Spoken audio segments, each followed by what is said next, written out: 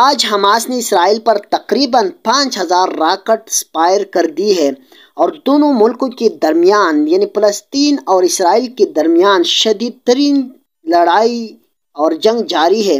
فلسطین اور اسرائیل کے درمیان شدید ترین جنگ آج سے شروع ہو گیا اور فلسطین نے اسرائیل پر تقریباً 5000 راکٹس فائر کی ہے۔ اب تک کی اطلاعات کے مطابق اسرائیلی فوج کے خلاف فلسطینی مزاحمتی تحریکوں کا یہ جوائنٹ ایڈونچر ہے۔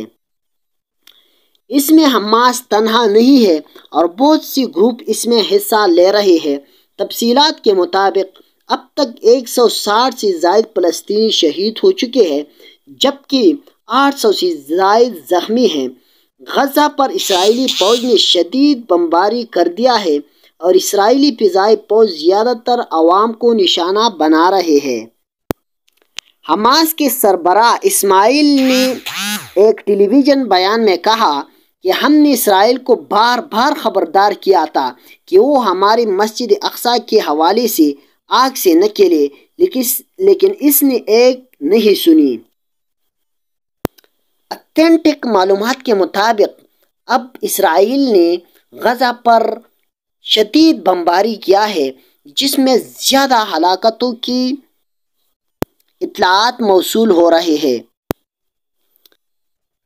اسرائیلی میڈیا کے مطابق گراؤنڈ سے اینٹی ایئر کرافٹ فائر سے 4 ہیلی کاپٹروں کو نقصان پہنچا۔ مصری فوج کو الرٹ جاری کر دیا گیا ہے کہ کسی ہنگامی صورتحال سے نمٹنے کے لیے ہر وقت تیار رہے۔ قابض اسرائیلی فوج عام شہریوں کو فضائی بمباری کا نشانہ بنا رہی ہے لیکن میدان میں دو بدو مقابلہ کرنے کے لیے سامنے نہیں آ رہے۔ معزز سامعین، آج کی ویڈیو میں بس اتنا ہی۔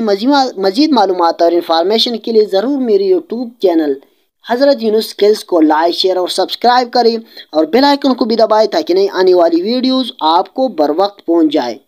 آپ جہاں بھی رہے خوش رہے، ہمیں اپنی دعاؤں میں یاد رکھیں۔ پاکستان زندہ باد۔ اللہ حافظ والسلام۔